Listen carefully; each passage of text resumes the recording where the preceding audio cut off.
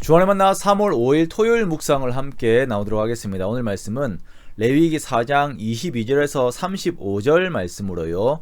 리더십의 정결을 요하는 속죄제라고 하는 제목으로 함께 묵상을 나오도록 하겠습니다.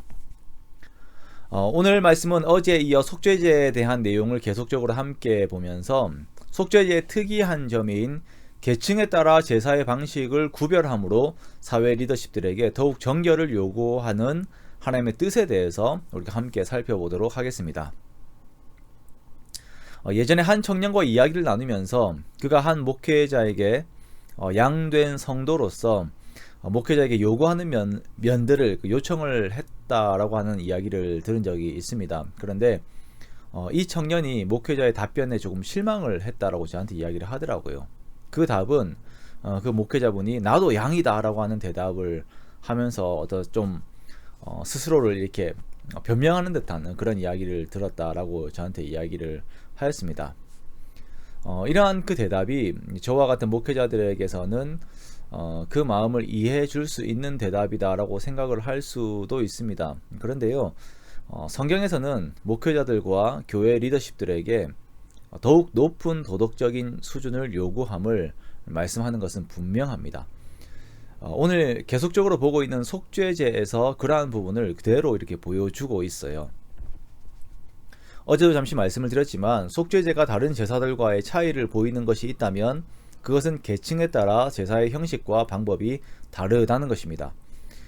제사장들과 족장들과 같은 이제 사회 리더십들은 더욱 복잡한 절차가 주어지고 상대적으로 가치가 높은 제물이 요구가 됩니다.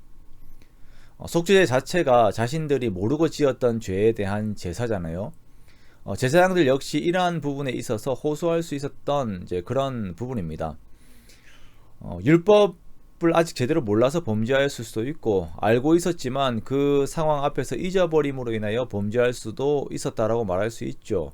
그러나 이들은 이 속죄제를 그대로 받아들입니다. 가장 비싼 숫송아지를 잡아서 하나님께 제사를 드립니다. 그리고 성소에서 휘장 앞에 피를 7번 뿌립니다. 또한 분향단 뿔에 손가락으로 찍어서 바르고요. 나머지 피는 번제단 밑에 쏟아요. 내장 기름을 다 태우고 남은 가죽과 고기와 뼈와 배설물은 진영 밖으로 가지고 가서 남은 것들을 다 태워버립니다. 자, 이렇게 제사장들이 비싼 제물과 함께 복잡한 절차로 속죄제를 드리는 것은 제사장이 타락하였을 때에 백성들이 입는 영적인 피해가 상당하기 때문입니다. 족장도 마찬가지예요. 족장들은 흠없는 숫염소를 사용하고 나머지는 거의 제사장의 그 의식과 비슷해요. 족장들의 제사에서 남은 고기는 제사장이 먹을 수 있다라고 하는 차이가 있습니다. 그리고 평민들의 경우 암염소나 어린 양을 사용합니다. 의식도 간단합니다. 제물의 피를 번제단 뿔에 바르고 나머지는 쏟아요. 그리고 남은 고기는 제사장들이 먹습니다. 자, 이렇게 영적인 책임이 큰 자들일수록 거룩에 대한 각성이 더욱 요구가 되고 더욱 영적으로 깨어 자신을 살펴야 함을 이 속죄제의 의식을 통해서 보게 되는 것입니다. 자, 그러면 이것이 현재 우리들의 교회에서 요구하는 것이 무엇입니까? 먼저는 목회자를 비롯하여서 중직자들이 교회 리더십들이 더욱 거룩을 사모해야 한다라고 하는 것을 말씀하고 있는 것입니다.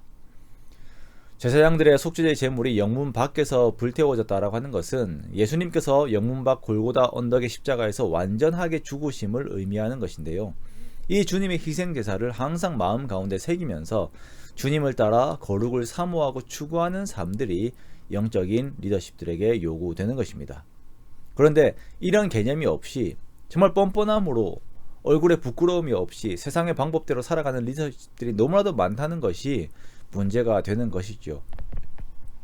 물론 저도 저 자신부터 돌아보아야 합니다. 그리고 리더십들이 거룩을 잃어버리고 거룩을 소홀하게 생각하는 것이 부끄러운 것이고 잘못된 것임을 우리가 정확하게 인식을 해야 합니다. 이런 일들이 너무나도 많다 보니까 그런가 보다라고 그냥 좀 당연하게 생각을 할 수가 있는데요. 하나님 나라에서는 절대 그렇지 않습니다. 하나님께서는 리더십들에게 더한 거룩의 삶을 요구하셨습니다. 이 영적인 책임이 간과되다 보니까 아직 순수한 청년들에게 또한 새신자들에게 성도들에게 상처를 주고 영적인 기대감이 낮아지게 만들고 세상이 교회에 바라는 영적인 기대감 또한 저버리게 하는 결과를 가지고 오게 되는 것입니다. 우리는 이러한 영적인 책임을 깊이 생각하고 이 영적인 책임에 대한 더욱 이제 막중한 마음들을 가지고 있어야 합니다. 그렇다고 이것이 또한 목회자들은 그렇게 다 살아야지라고 하는 상대적인 태도가 허용이 되는 것도 아닙니다. 일반 성도들도 모두가 왕같은 제사장으로서 하나님 앞에 독립적으로 서 있다라고 하는 것을 기억하고 우리 모두가 주님을 따라 영문 밖으로 나가 나를 죽이는 태도가 반드시 있어야 하는 것입니다. 사랑하는 성도 여러분, 레위기의 주제인 거룩은 그 자체가 온전함을 요구합니다. 거룩은 죄로부터 구별된 것을 의미하죠. 즉, 내가 죄 속에 있는 것을 철저하게 싫어하고 하나님을 좋아하는 것이 거룩입니다. 그렇게 우리가 하나님의 온전하심을 추구하고 죄를 미워하며 나를 돌아보는 우리가 되기 원합니다. 주님의 죽으심을 귀하게 여기고 더욱 나를 죽여 주를 따르는 우리가 되기 원합니다.